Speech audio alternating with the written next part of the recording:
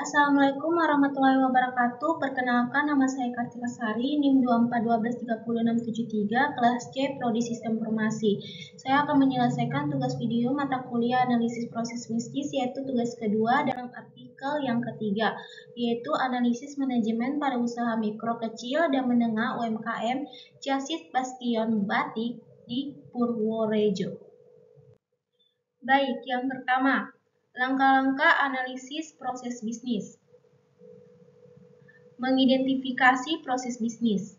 Proses bisnis UMKM Jasid Bastion Batik melibatkan beberapa langkah penting dalam produksi batik yang dimulai dari penggandaan bahan baku hingga pemasaran produk jadi.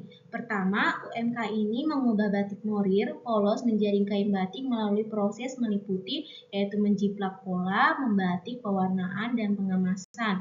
Namun, tantangan yang dihadapi adalah tingginya permintaan yang tidak dapat dipenuhi karena pengolahan persediaan yang belum optimal. Selanjutnya, mengumpulkan informasi di sini ada 3, yaitu kondisi UMKM. UMKM Jasid Bastion Batik berlokasi di Purworejo dan bergerak dalam pembuatan batik tulis dan batik cap. Namun pengelolaan persediaan di UMKM ini belum optimal, yang terlihat dari tingginya permintaan yang tidak dapat dipenuhi oleh jumlah produksi yang ada. Baru yang kedua itu manajemen persediaan. Untuk menghindari kekurangan dan kelebihan barang yang dapat mempengaruhi biaya dan kelancaran operasional. Dan yang terakhir itu dari hasil perhitungan. Lalu selanjutnya memetakan proses. Di sini ada 4, yaitu pertama menjiplak pola, membatik, pewarnaan, dan terakhir pengemasan. Baik, selanjutnya yang keempat itu menganalisis kelemahan dan hambatan. Yang pertama, pengolahan persediaan dan keterbatasan konsumen. Yang kedua, biaya yang dikeluarkan sangat tinggi. Dan yang ketiga itu pengolahan persediaan yang belum optimal. Dan terakhir, keterbatasan sumber daya. Selanjutnya, merekomendasikan perubahan. Yang pertama, penerapan metode manajemen persediaan lebih baik. UMKM perlu menerapkan metode seperti economy of the quality dan recorder point untuk mengoptimalkan pengolahan persediaan.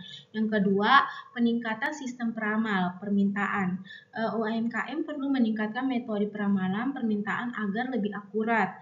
Dan ketiga itu perhitungan safety stock, penting untuk menghitung persediaan pengaman agar dapat mengantisipasi permintaan dan keterlambatan pengiriman bahan baku.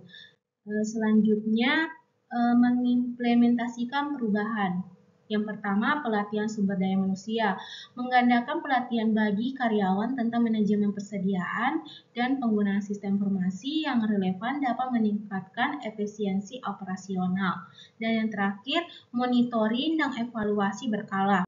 Melakukan monitoring dan evaluasi secara berkala terhadap sistem manajemen persediaan yang diterapkan.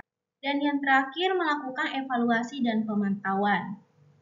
Pertama, evaluasi biaya persediaan. Melakukan evaluasi terhadap biaya yang terkait dengan persediaan termasuk biaya pesanan dan biaya penyimpanan. Yang terakhir, penggunaan data untuk perbaikan berkelanjutan. Mengumpulkan dan menganalisis data dari hasil pemantauan untuk melakukan perbaikan berkelanjutan dalam manajemen persediaan. Baik, sekian, terima kasih. Bila ada kesalahan kata, mohon dimaafkan. Wabillahi taufiq wa hidayah. Wassalamualaikum warahmatullahi wabarakatuh.